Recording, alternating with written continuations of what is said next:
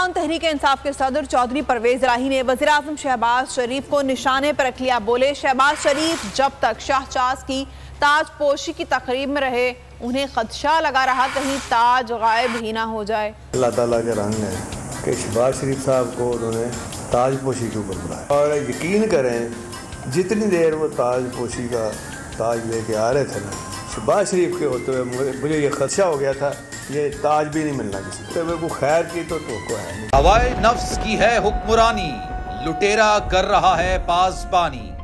बोल न्यूज के marketing head आकाश राम ताहा लापता, तफ्तीशी इदारे जवाब देने से कासिर। अहले खाना परेशान, बेटे की जुदाई में माँ गम से निढाल। जो बच्चो हिंदू पर आए थे जो को पाकिस्तानी, मुझे मेहरबानी करे पंहिंजो आकाश वापस कयो।